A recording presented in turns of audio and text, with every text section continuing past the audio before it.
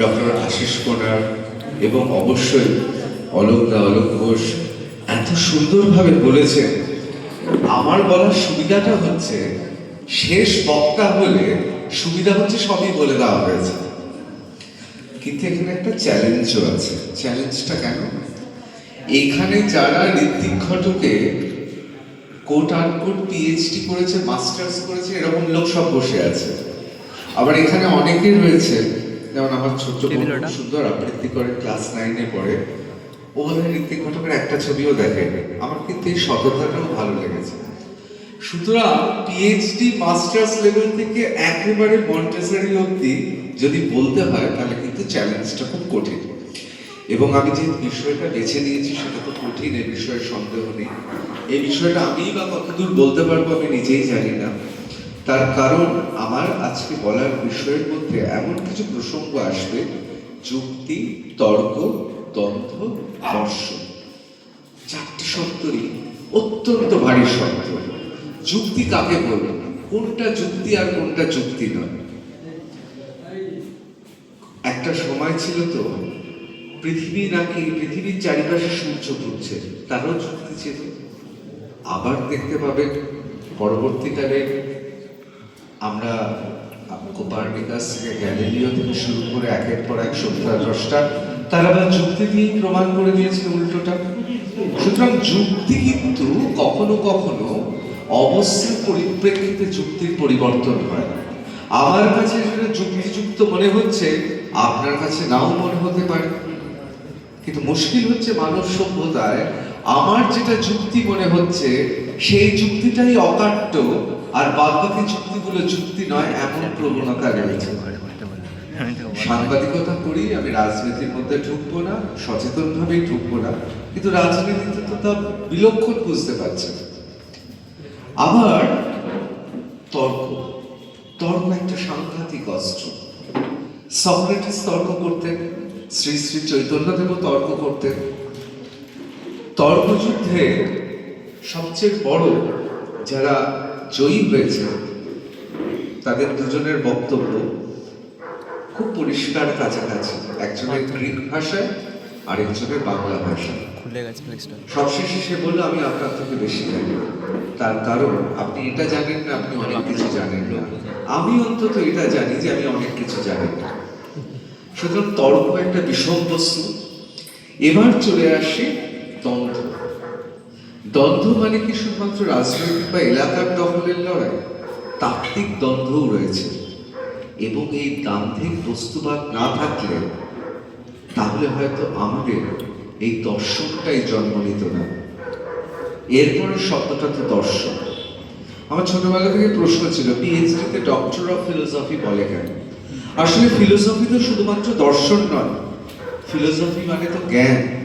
Doctor of philosophy মানে হচ্ছে তথাকথিত, দেখুন এখন অনেকেই, আমি কিন্তু যারা ডক্টরেট করেছেন তাদের বলছি না, কিন্তু আমি প্রথম থেকেই ঠিক করেছিলাম ডক্টরেট ডিগ্রিটা এই কারণে নেব, কারণ অনেক অযোগ্য লোক ডক্টরেট করে পুঁথিগত বিদ্যা।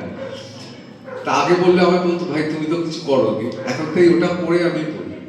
আসল ব্যাপারটা হচ্ছে এই প্রত্যেকটাই না আমাদের অস্ত্র। এই চারটেই খুব বড় অস্ত্র। দ্বন্দ্ব তো অস্ত্র বটেই।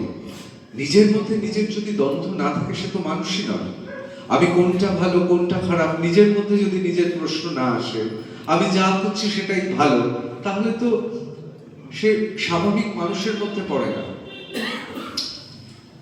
আবার তর্কটাও একটা খুব শানিত অস্ত্র। তর্ক হবে, যুদ্ধ হবে।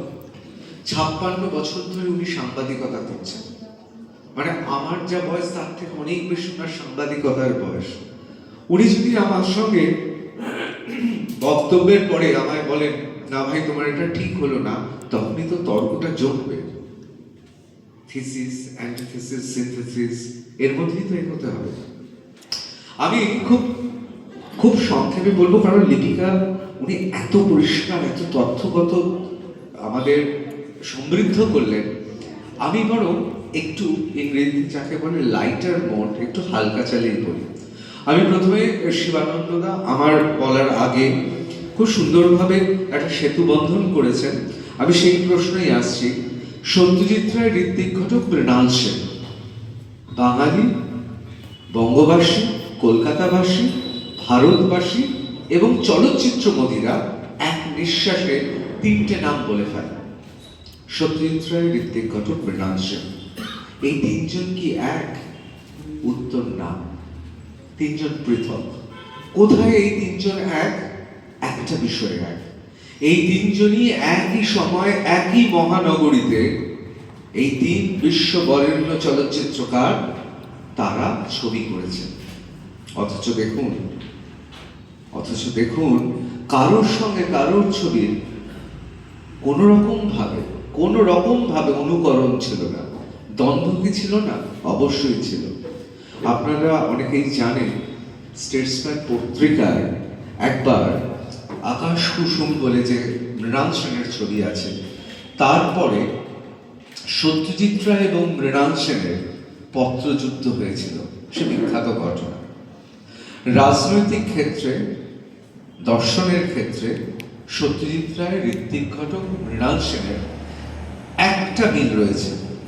সেটা আপনার পছন্দ হোক বা না হোক, কেউ যদি আমাকে বলেন প্রমাণ করতে, আমি প্রমাণপত্র নিয়ে এসেছি। তিনজন, আমি খুব ব্রডলি বলছি, খুব বড়ভাবে বলছি, তিনজনই কিন্তু বামপন্থী নিজেদের মতো করে। কিন্তু এই তিনজনের বামপন্থার মধ্যেও তফাৎ ছিল। এই তিনজনের চলচ্চিত্র প্রকরণ, অর্থাৎ চলচ্চিত্র তৈরি করার কৌশলের যেমন তফাৎ ছিল, তেমন এই তিনজনের বামপন্থার মধ্যেও তফাৎ ছিল। সত্যজিৎ রায় নিজে বারবার করে বলেছেন, স্বীকার করেছেন, অনুধাবন করেছেন যে তার চলচ্চিত্রে আসাটা হলিউডের প্রভাব ছিল। কিন্তু সত্যজিৎ রায় শুধু তো হলিউড নয়। সত্যজিৎ রায় মানে তার শান্তিনিকেতন, সত্যজিৎ রায় মানে তার রায় পরিবারের বিরাট ঐতিহ্য। আবার মৃণাল সেন, তিনি কিন্তু সরাসরি কমিউনিস্ট আন্দোলনের মধ্য দিয়েই উঠে এসেছেন। এবং আপনারা সবাই জানেন, তিনি রাজ্যসভায় গিয়েছিলেন বামপন্থা অর্থাৎ বামপন্থীদের সমর্থনে। আবার সত্যজিৎ রায় একটি ফরাসি পত্রিকাতে, বিখ্যাত একটি ফরাসি পত্রিকা টেলেরামা, সেখানে তিনি তার সাক্ষাৎকারে বলছেন যে তিনি মনে করেন যে তিনি যে সময় ছবি করেছেন তখন মার্কসিস্টরা আছেন। এটা আমার শব্দ নয়, উনি লিখেছেন, মার্কসিস্টরা আছে, আমার কোনো কাজ করতে অসুবিধা হয় না। তার কারণ সেই সময় তো একের পর এক জার্মানির ইউনিফিকেশন, অর্থাৎ দুটো জার্মান এক হচ্ছে, তার আগে সোভিয়েত ইউনিয়নের পতন ঘটে গেছে, সমাজতন্ত্রে বিপদ ঘনিয়ে এসেছে। সুতরাং ফরাসি সাংবাদিক প্রশ্ন করেছিলেন, এখানে মার্কসিস্টরা আপনার কাজ করতে দেয়, মুক্তভাবে কাজ করতে দেয়? তার প্রশ্নের উত্তরে তিনি বলেছেন, মার্কসিস্টরা আছে, আমার অসুবিধা হয় না। তখন তাকে পাল্টা প্রশ্ন করা হয়, আপনি কি বামপন্থী? কিছুটা সময় নিয়ে সত্যজিৎ রায় বলেছেন, যদি বলেন একদিক থেকে আমি তাই। বামপন্থা, আমি কিন্তু কোনো রাজনৈতিক প্রসঙ্গে কথা বলছি না, আমি শুধুমাত্র আলোচনাটা করছি। দেখুন, বামপন্থায় ঝোঁক তো গোটা পৃথিবীর ইন্টেলেকচুয়াল বা গোটা পৃথিবীর বিদ্বজনের আছে। আপনারা সবাই তো সেই কাহিনীটা জানেন। একজনকে মার্কসের বিরুদ্ধে লেখার জন্য মার্কিন যুক্তরাষ্ট্রের একটি ইউনিভার্সিটি একটা বিরাট বৃত্তি দিয়েছিল। তার কাজ ছিল, তিনি মার্কস বিরোধী ছিলেন। তাকে বলা হলো, তুমি 2 বছর ভালো করে মার্কসটা পড়ে নাও, করে একটা এমন থিসিস তৈরি করো যাতে এই থিসিসটাকে উড়িয়ে দেওয়া যায়। তিনি 2 বছর বলে যে প্রবন্ধটা লিখলেন, সেটা পুরোপুরি মার্কসিস্ট প্রবন্ধ হলো। তখন তাকে জিজ্ঞেস করা হয়েছিল, এটা কি হলো? আবার উল্টো দিকে দেখুন, জঁ পল সার্ত্র এবং আলবের ক্যামু, দুজন বিখ্যাত, মানে আলবের ক্যামু এখনো পর্যন্ত তার মানে তার উপন্যাস লেট্রঞ্জের আউটসাইডার, তার জন্য সর্বকনিষ্ঠ নোবেল পুরস্কার পেয়েছেন। তাকে ধরে নেওয়া হতো তিনি দক্ষিণপন্থী, আর জঁ পল সার্ত্র, যিনি নোবেল পুরস্কার পেয়েও প্রত্যাখ্যান করেছিলেন, তাকে বলা হতো বামপন্থী। তা একবার এরকম আমেরিকাতে নিয়ে যাওয়া হয়েছিল, ভাবা হয়েছিল তিনি বামপন্থীদের খুব গালমন্দ করবেন, কিন্তু তিনি যা বক্তব্য রাখলেন তাতে সবাই বললে এই দক্ষিণপন্থী কি, এ তো পুরোপুরি বামপন্থী। আসলে এইভাবে কিন্তু পন্থা হিসেবে ভাগ করা যায় না। পার্টিগুলোর পতাকা থাকতে পারে, রং থাকতে পারে, কিন্তু চিন্তা ভাবনার জগতে আমাদের উদার হতেই হবে। আমি এই গৌরচন্দ্রিকাটা এই কারণে দিলাম যে ঋত্বিক কুমার ঘটক সম্পর্কে বলতে গেলে এই প্রশ্নগুলো আসবে। আমি কিন্তু একবারও বলছি না ঋত্বিক কুমার ঘটক এই সময় দাঁড়িয়ে টিএমসি হতেন, না বিজেপি হতেন, না সিপিএম হতেন, আমি কিন্তু এই আলোচনা করছি না। কিন্তু ঋত্বিক কুমার ঘটকের ছবির ক্ষেত্রে, ছবির আঙ্গিকের ক্ষেত্রে, প্রেক্ষাপটের ক্ষেত্রে আসলে আমরা যদি ঠিক করে বিচার করি, তাহলে গোটা বাংলার চলচ্চিত্রের ইতিহাস শুধু নয়, গোটা বাংলার সাংস্কৃতিক ইতিহাসের এক উজ্জ্বল উত্তরাধিকার ছিলেন ঋত্বিক কুমার ঘটক, মৃণাল সেন এবং সত্যজিৎ রায়, কিন্তু প্রত্যেকের থেকে আলাদা। তাহলে এদের মধ্যে মিল আছে কি? আদৌ কোনো মিল আছে? হ্যাঁ, মিল তো আছে। এরা যে ছবি করতেন সামাজিক বাস্তবতার ছবি করতেন, এরা যে ছবি করতেন তার মধ্যে আপনি বাস্তবতা খুঁজে পাবেন। আমি 64টা ছবিকে আলাদা করেছি, যে ছবিগুলো আপনারা বলতে পারেন সামাজিক বাস্তবতার ছবি, যেগুলো আমি আমার গবেষণাতে ক্যালকাটা আর্ট ফিল্মস হিসেবে রেখেছি। তার মধ্যে সত্যজিৎ রায়ের ছবিও বাদ পড়েছে। কিরকম ছবি বাদ পড়েছে? গোপী গাইড বাঘাবাই বাদ পড়েছে, হীরক রাজার দেশে বাদ পড়েছে, অথবা অথবা তুলসী চক্রবর্তীর সেই অবিস্মরণীয় অভিনয় অর্থাৎ পরশ পাথর বাদ পড়েছে। আপনি বলতে পারেন, তুমি কে হে খোকা? সত্যজিৎ রায়ের ছবি তুমি ক্যালকাটা আর্ট ফিল্মস থেকে বাদ দিয়েছো। যেমন বাদ পড়েছে ঋত্বিক কুমার ঘটকের বাড়ি থেকে পালিয়ে, অথবা মৃণাল সেনের নীল আকাশের নিচে। কেন বাদ পড়েছে? তার কারণ 11টা আমরা বিষয়ে আমরা তুলে ধরেছি। এই 11টা বিষয় কিরকম? যেমন ধরুন আপনি কোনো একটি জায়গায় কোনো একটি ছবি দেখছেন, হঠাৎ দেখছেন প্রথম শটে দেখা যাচ্ছে নায়ক নায়িকার দেখা হলো, তারা একটা ক্যাফেটেরিয়ায় ঢুকলো, পরের শটে দেখছেন তারা সুইজারল্যান্ডে নাচ করছে। এটা তো বাস্তবতা নয়, এটা তো বাস্তবতা নয়। এই ধরনের কোন ধরনের ঘটনা বা এই রকম মুহূর্ত এরা কখনো সৃষ্টি করেননি, যেটাকে আপনার আপাত দৃষ্টিতে অবিশ্বাস্য মনে হবে। এরা কখনোই তিনটে জিনিস হচ্ছে খুব বড় উপাদান, রাজনৈতিক দলের ক্ষেত্রে উপাদান, এই তিনটে জিনিস চলচ্চিত্রকারদের ক্ষেত্রে অত্যন্ত গুরুত্বপূর্ণ উপাদান, বিশেষ করে যারা বাণিজ্যিক চলচ্চিত্র করে। ধর্ম, যৌনতা এবং একই সঙ্গে হিংসাত্মক, অর্থাৎ যে কথা স্যার বলছিলেন, আমাদের প্রিন্সিপাল স্যার বলছিলেন যে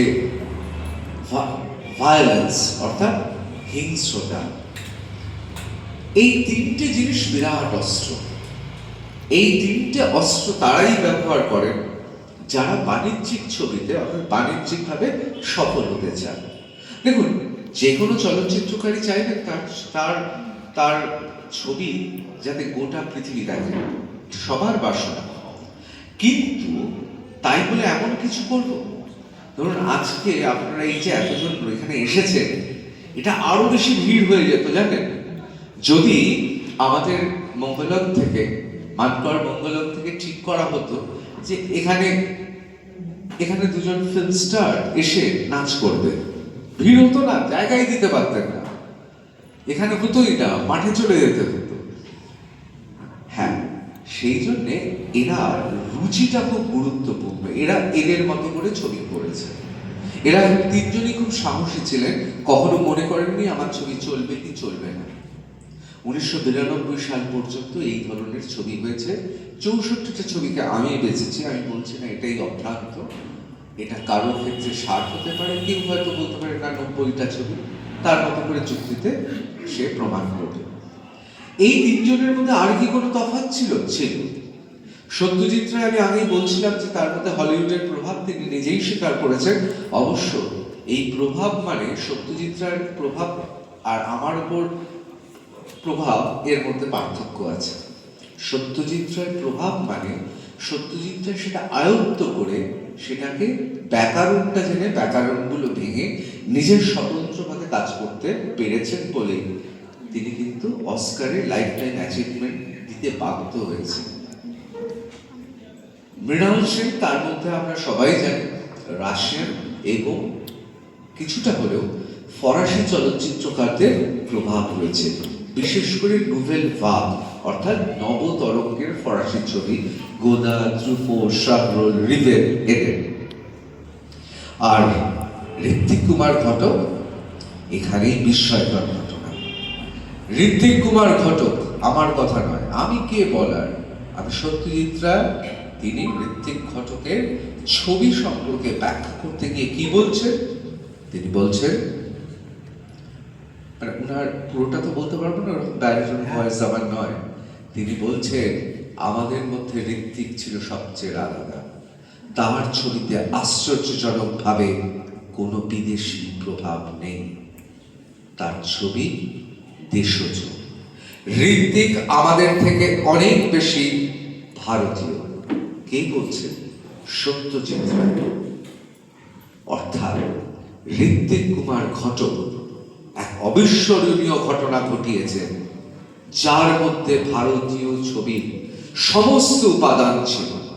এখন প্রশ্ন হচ্ছে, এত বড় ঘটনা, এত বড় ঘটনা সেখানে আর আজকে যদি উনি থাকতেন, উনার বয়স কত হতো? 100 বছর 12 দিন হচ্ছে, 7 তারিখ তো, তার মানে ওই মানে মোটামুটি ধরে নিন 1 মাস 8-9 দিন হতো আর কি। 100, আপনারা ভাবুন, একটা মানুষ জন্মেছে 100 বছর 1 মাস 9 দিন আগে, তাকে নিয়ে আমরা মান করে কথা বলছি। আপনারা ওই দিক থেকে ছুটে এসেছেন, আমরা এদিক থেকে ছুটে এসেছি, তারপরে তার তো একটা তো ক্ষমতা আছে। এমনি তো মানকর মঙ্গলম তো এই বিষয়ে আলোচনা করছে না, আপনারা এসছেন এমনি নয়, সবকিছু কাটছে না, আমরা কেন আলোচনা করছি? এখানেই জানেন তো, মানকর আজকে এগিয়ে গেল কলকাতার থেকে।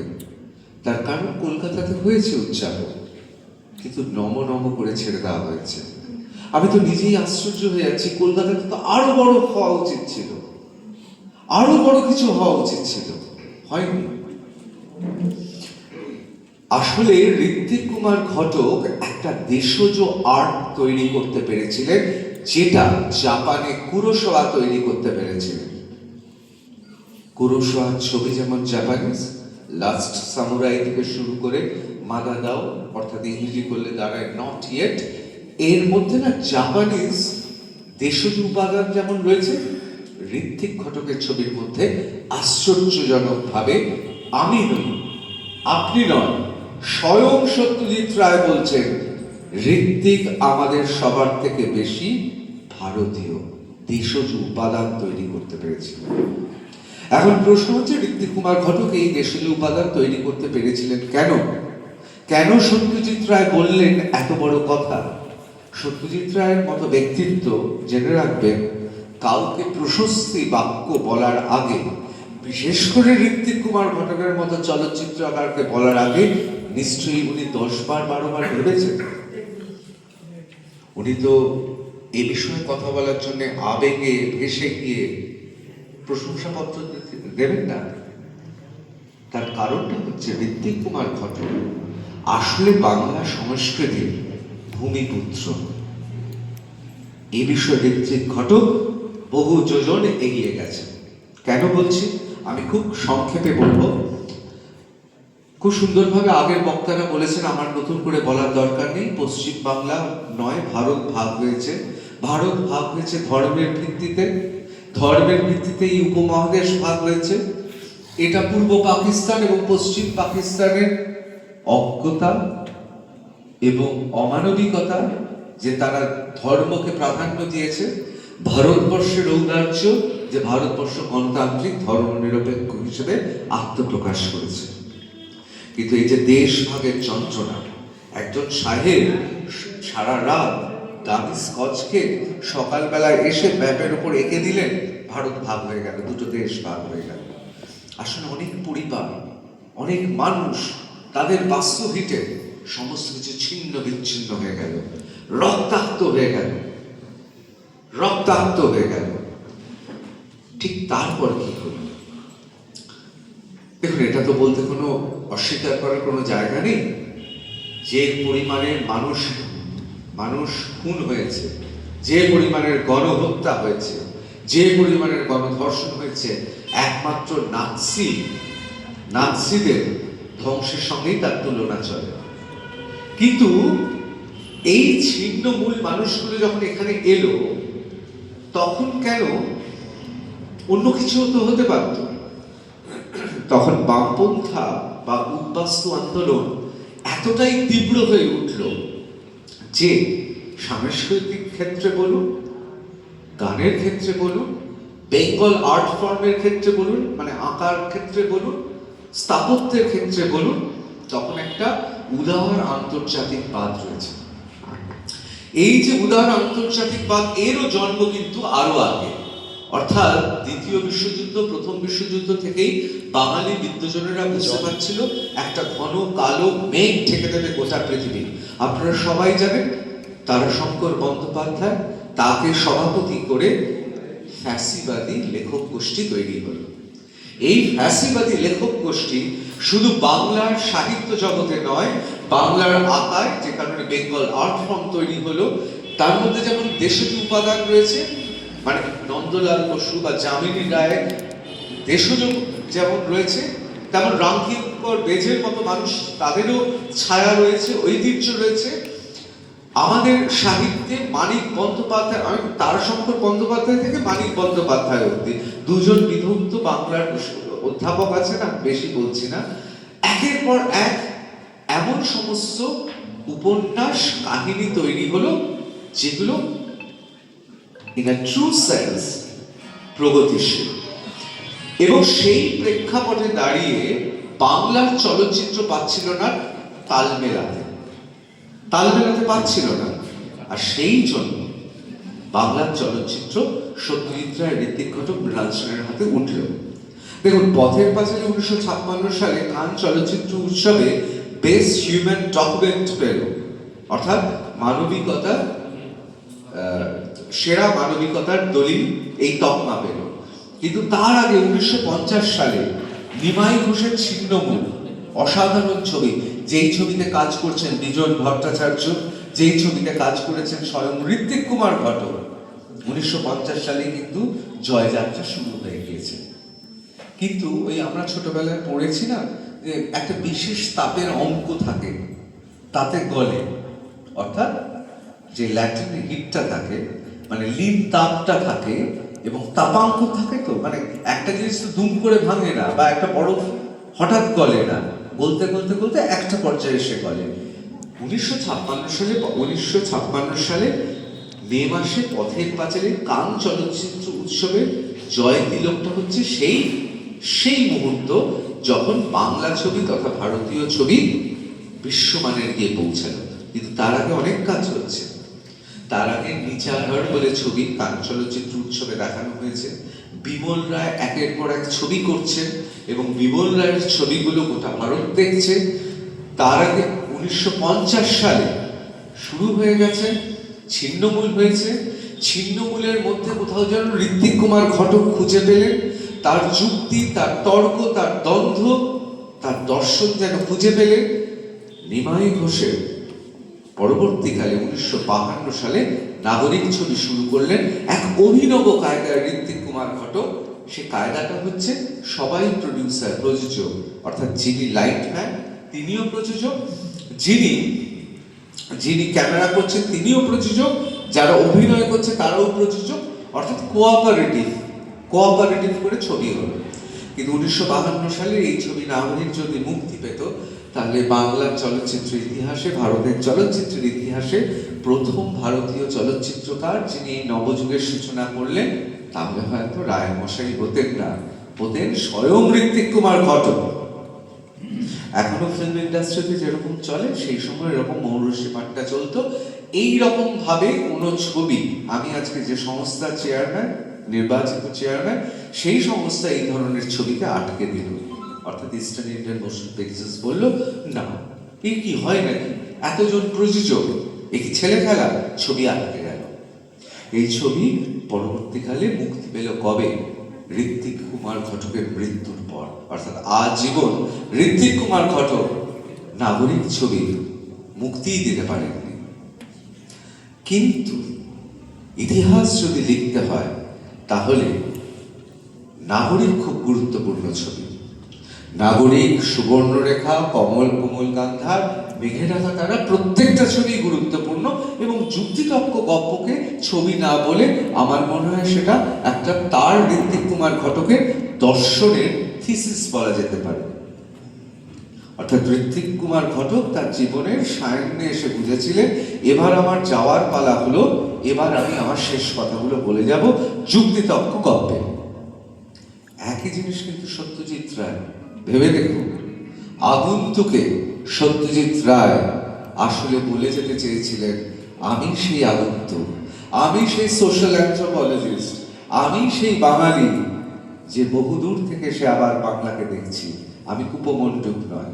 আসলে একই পৃথিবীর বিখ্যাত বিখ্যাত চলচ্চিত্রকার, বিখ্যাত বিখ্যাত লেখক, স্বয়ং রবীন্দ্রনাথ ঠাকুর শেষ বেলার বিষণ্ণ মুহূর্তে তারা কিন্তু তাদের সৃষ্টিকর্মে ফুটিয়ে দিয়ে গেছে। এ বিষয়ে আমি বলবো একজনের কথা, সুকুমার রায়। প্রসঙ্গত এটা না বললেও হতো, কিন্তু না বললে হয়তো তার নামটা না নেওয়া বলে হয়তো খারাপই লাগতো।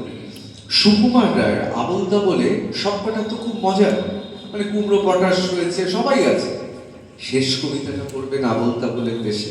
সুকুমার রায় যখন লিখছেন আবলদা বলের দেশে, তখন তিনি জানেন মৃত্যু তার শিওরে বসে আছে, আর কয়েকদিন, কয়েক মুহূর্ত, কয়েক ঘন্টা তার জানা নেই, তাকে এবার এই পৃথিবী ছেড়ে চলে যেতে হবে আবলদা বলের দেশে। ওই কবিতাটা ছোটবেলায় যখন পড়তাম আর পরে যখন জানলাম কবিতাটার সময়, তখন বুঝলাম পৃথিবীর সবচেয়ে আনন্দের কবিতাগুলো বাঙালিদের জন্য লিখে গেছেন সুকুমার রায়, আর সবচেয়ে দুঃখের কবিতাটাও আবলদা বলের শেষ কবিতাটা।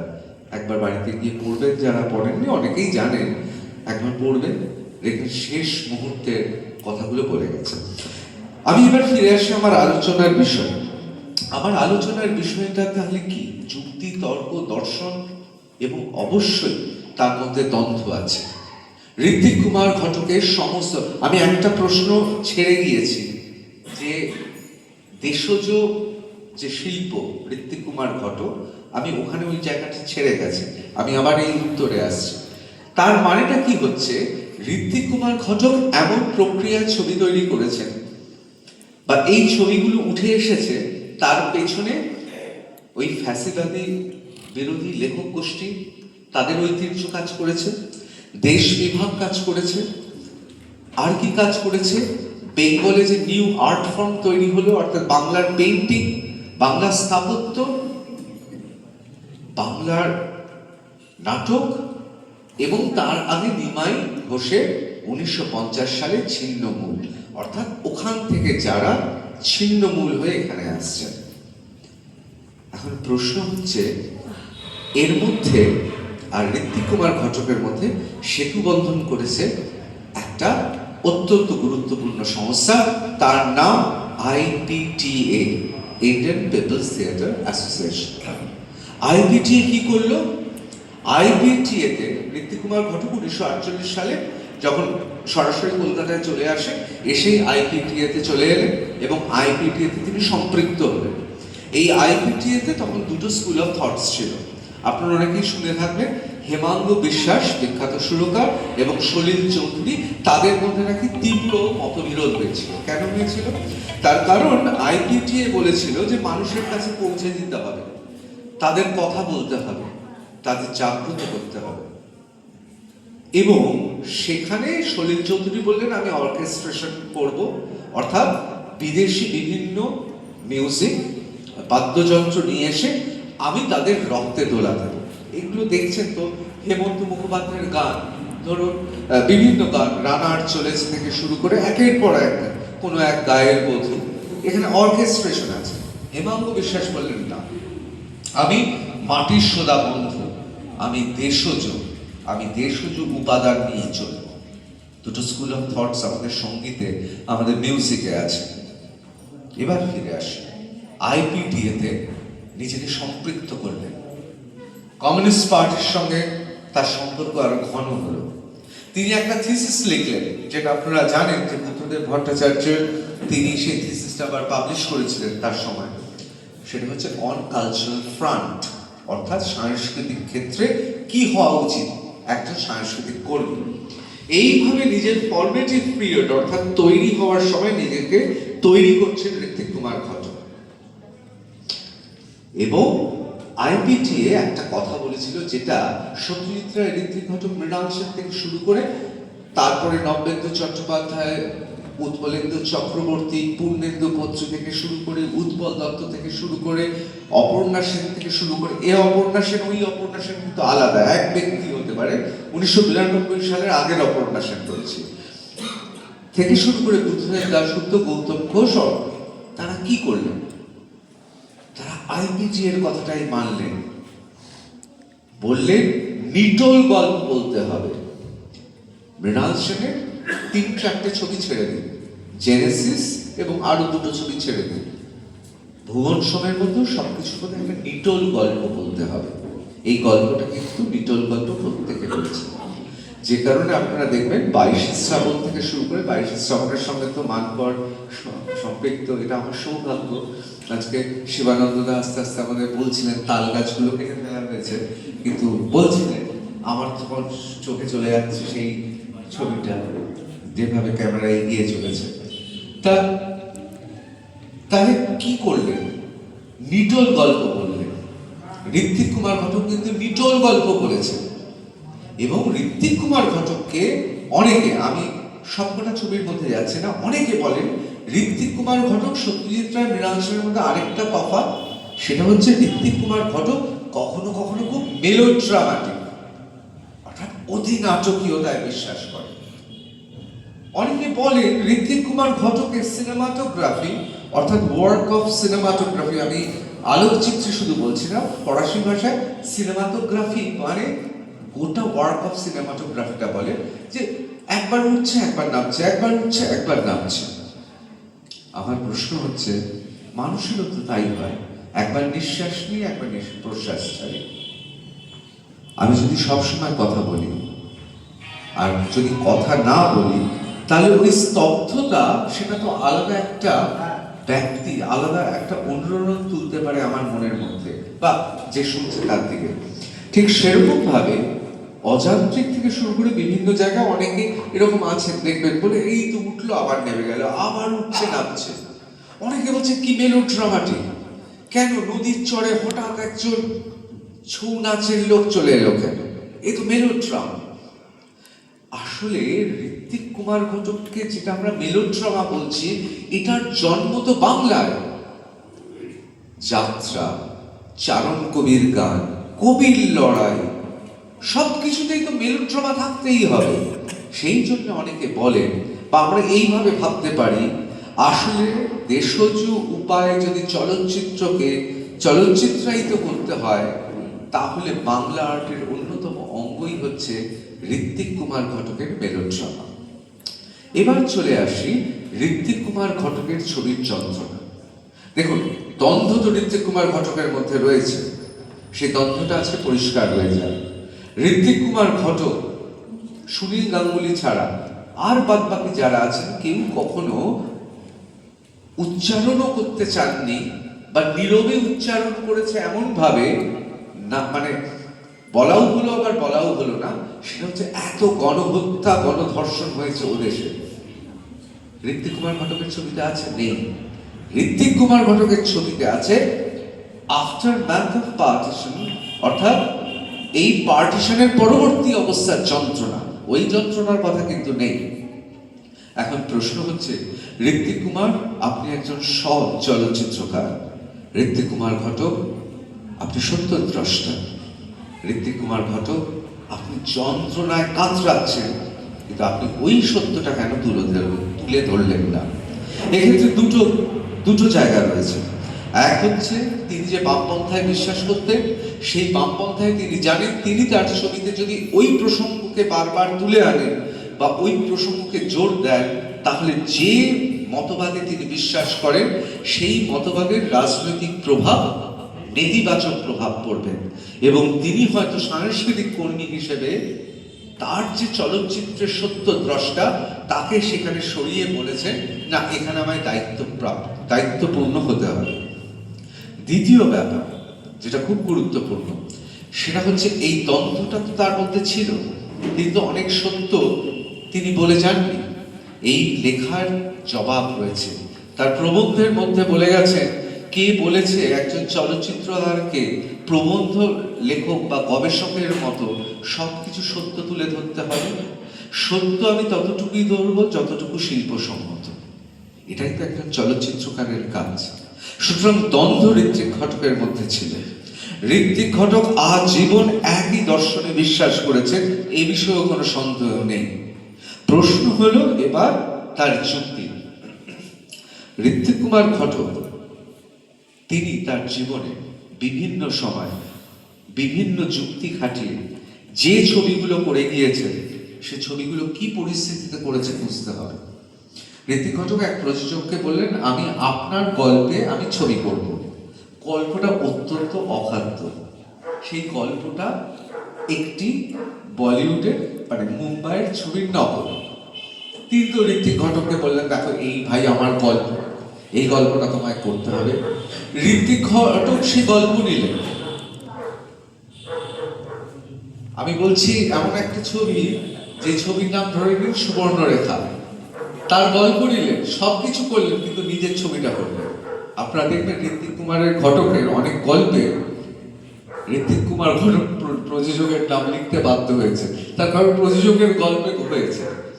আবার এরকমও হয়েছে, ঋত্বিক কুমার ঘটকের শুটিং চলছে, যখনই প্রডিউসার আসছে একজনকে বাইরে দাঁড় করিয়ে রাখা হয়েছে। যেই প্রডিউসারের গাড়ি এলো, অমনি মেয়েদের তৈরি করা রাখা ছিল, সেই মেয়েগুলো এসে নাচতে শুরু করলো।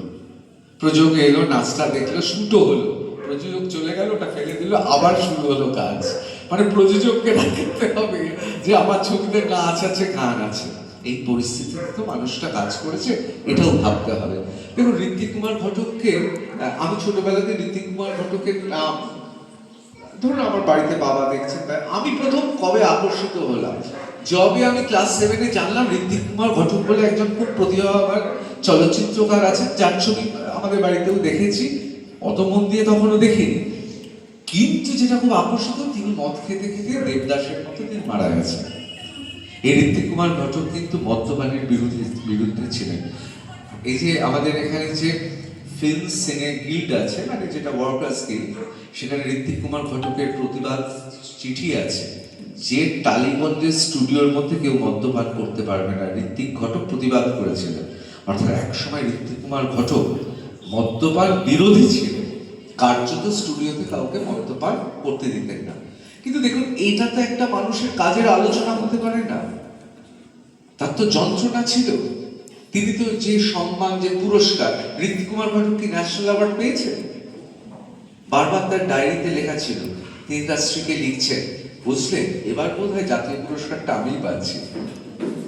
অন্তত আমি 4বার দেখেছি তার লেখার মধ্যে, চিঠির মধ্যে রয়েছে সুরমা ঘটককে লেখা। আমি সুরমাদি তো দীর্ঘদিন ছিলেন, আমাদের সৌভাগ্য। আমি সুরমাদিকে জিজ্ঞেস করছিলাম, সুরমাদি ঋত্বিক কুমার ঘটককে সত্যি জাতীয় পুরস্কার এগুলো? বলতে হ্যাঁ, জাতীয় পুরস্কারটা খুব দরকার ছিল ওর। ও বলতো জাতীয় পুরস্কার পেলে ওর অনেক কিছু হতো। সত্যি তো হতো। এই যে পড়াতে গিয়েছিলেন, এখানে জাতীয় পুরস্কারটা পেলে উনি স্থায়ী পদ পেয়ে যেতেন, সেটা তো পাননি। এবার আমরা একেবারে শেষ অংশে চলে এসেছি। আমি শুধু একটাই কথা বলবো, আমার বোধহয় দীর্ঘায়িত হয়ে যাচ্ছে, এবার আমি নিজেকে আস্তে আস্তে করে সরিয়ে যাচ্ছি। এবার আমি ফিরে আসবো আজকে 100 বছরের পর ঋত্বিক কুমার ঘটক তিনি চলে গেলেন। কি আমরা পারলাম, কি পারলাম না, কেন তিনি এত বড় একটা কাজ করেছেন, কেন আজকে তাকে নিয়ে এই আলোচনাটা জরুরি, সেটা হচ্ছে সত্যজিৎ রায় যেটা আমাদের খুব সুন্দরভাবে, দেখুন এটাও কিন্তু খুব মহৎ ব্যাপার। এখন না কেউ বলে না, দাদা জানেন আমরা কোনো সাংবাদিক অন্য সাংবাদিক ভালো সাংবাদিক বলি না, সবাই নাকি খারাপ, আমি ভালো, পারলে আমিও তাই বলি। কিন্তু ঋত্বিক কুমার ঘটক সম্পর্কে সত্যজিৎ রায় বলতে গিয়ে এটা তো বলেননি। সত্যজিৎ রায় মারাত্মক কথা বলে দিয়েছেন যে ঋত্বিক ঘটক আমাদের মধ্যে ছিল সবচেয়ে বেশি ভারতীয়, সবচেয়ে বেশি দেশজ উপাদান আমাদের নেই। এখন ঋত্বিক কুমার ঘটকের বিভিন্ন কারণে, এটা আমাদের দুর্ভাগ্য, এই দেশজ চলচ্চিত্র শিল্পটা উন্নত হলো না। আজও ফিল্ম বা চলচ্চিত্র ইজ এ ইউরোপিয়ান আর্ট। এই যে কেউ আবৃত্তি করলো, কেউ গান গাইলো, কেউ নাচলো, এইগুলোতে আমাদের হাজার হাজার বছরের ঐতিহ্য। কিন্তু চলচ্চিত্র নবীন শিল্প, তাতে কিন্তু আমরা ভারতীয়রা আমরা কিন্তু অনেক দূরে রয়েছি। কেন জানেন? মানে রুশ, ফরাসি, মার্কিনি এবং আপনারা যদি দেখেন ইতালিয়ান, তাদের থেকে আমরা অনেক দূরে এখনো রয়েছি। তার কারণ আমাদের না রীতিটা আলাদা। আমরা কাহিনী শুনতে চাই, আমরা সবসময় কাহিনী শুনি। আমরা কেউ একটা সিনেমা দেখলে ভাই কাহিনীটা কি বল। ইউরোপিয়ানরা আমাদের যেহেতু নিটল কাহিনী শোনার অভ্যেস, ধরো আজকে ওনারা নাচলেন, গান গাইলেন, আবৃত্তি করলেন, স্বরচিত পাঠ করলেন, সব কিছুর মধ্যে একটা কাহিনী আছে আমাদের। আমরা কাহিনী ছাড়া শুনতে চাই না। কিন্তু চলচ্চিত্র কিন্তু কাহিনী নয়।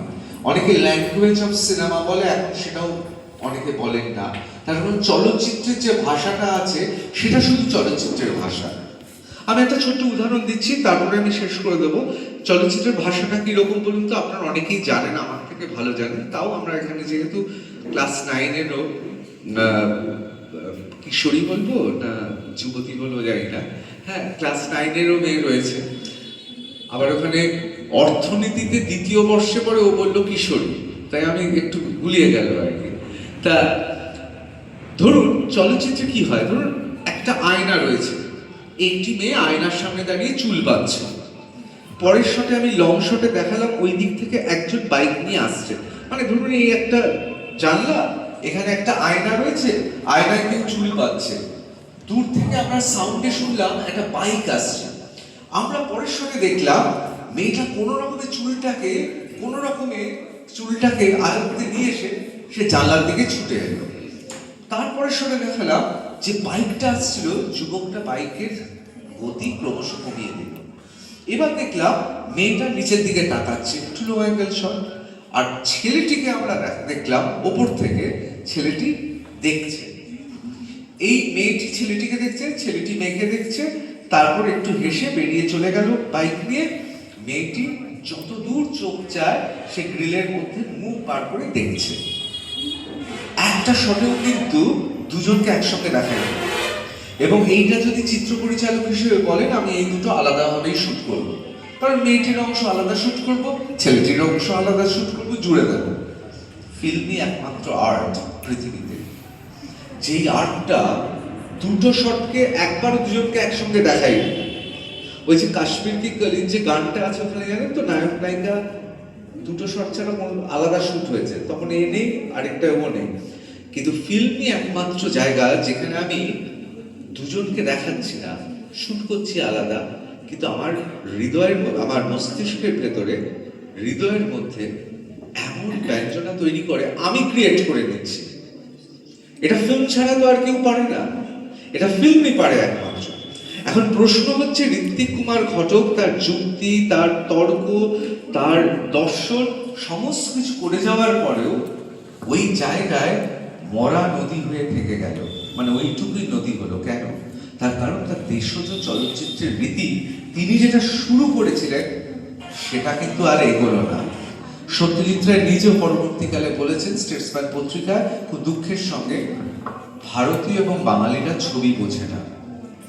এই ছবি বোঝার জন্য যে দেশজ আর্ট, যেটা রামকিঙ্কর বেস করেছেন, যেটা যামিনী রায় করেছেন, তাদের মধ্যে যে বাঙালিয়ানা দেশজ রয়েছেন, রবীন্দ্রনাথ করেছেন, বঙ্কিম করেছেন, যে যার মতো ক্ষেত্রে করেছেন, অবশ্যই জীবনানন্দ দাশ করেছেন। সেই ক্ষেত্রে দেশজ আর্টটা ঋত্বিক কুমার ঘটকের পর আর হলো না। এটা কিন্তু আমাদের ক্ষতি হয়ে গেল। অর্থাৎ ঋত্বিক ঘটককে, এবং যে রাজ্যে আমরা রয়েছি, যে দেশে রয়েছি, সেখানে এত চলচ্চিত্র তৈরি হয়, কিন্তু আর দেশজ ভারতীয় চলচ্চিত্র হলো না। অর্থাৎ ঋত্বিক কুমার ঘটক চিরকাল থেকে যাবে, 100 বছর বাদে থেকে গেলেন, এর পরের 200 বছর বাদেও হয়তো আবার মানগড়ে একটা সেমিনার হবে, তখন নিশ্চয়ই মানগড় মঙ্গলমে আমরা থাকবো না, অন্যরা থাকবে। সেই সেমিনারে আরো একজন আসবেন, তিনিও বলবেন। তারপরে যদি ভারত এবং পৃথিবী বেঁচে থাকে, 500 বছর বাদেও দেশজ আর্টটা বিলুপ্ত হয়ে মরা নদীর মতো হয়ে থেকে গেল। অর্থাৎ আমরা কাজটা করতে পারলাম না। তাহলে ঋত্বিক কুমার ঘটককে আমরা কিভাবে দেখব? ঋত্বিক কুমার ঘটককে আমরা দেখব তার যুক্তিতে, তার ছবির উপস্থাপনা, তার ছবির যে দর্শন, তার ছবির যে বক্তব্য, তার যে ভাব, তার যে আদর্শ, তার যে দান্তিক বস্তুবাদ, আমরা এগুলো নিয়েই কাজ করব। কিন্তু এখনো পর্যন্ত এমন কোনো নজির সৃষ্টি হচ্ছে না যে নজির সৃষ্টিতে আমরা বলতে পারি যে আগামী দিনে ঋত্বিক ঘটকের পথ বেয়ে বাংলা চলচ্চিত্র তথা ভারতীয় চলচ্চিত্র এগিয়ে যাবে। এই জন্যেই ঋত্বিক কুমার ঘটক তৃতীয়, অর্থাৎ আর দ্বিতীয় কেউ হবে না। সত্যজিৎ ধারায়, সত্যজিৎ রায়ের ধারায় ছবি হয়, মৃণাল সেনের ধারাতেও ছবি হয়, ঋত্বিক কুমার ঘটকের ধারায় ছবি হয় না। আমি সবশেষে মলয়দাকে ধন্যবাদ জানাবো এই কারণে, মলয়দা বলছিলেন ঋত্বিক ঋতব্রত, এগুলো শুনতে খুব ভালো লাগে, কিন্তু বহু যোজন আলোকবর্ষ তফাৎ আমাদের সঙ্গে সেই জ্যোতিষ্ক, সেই তারা, সেই আকাশের নক্ষত্র যার নাম ঋত্বিক কুমার ঘটক। ধন্যবাদ।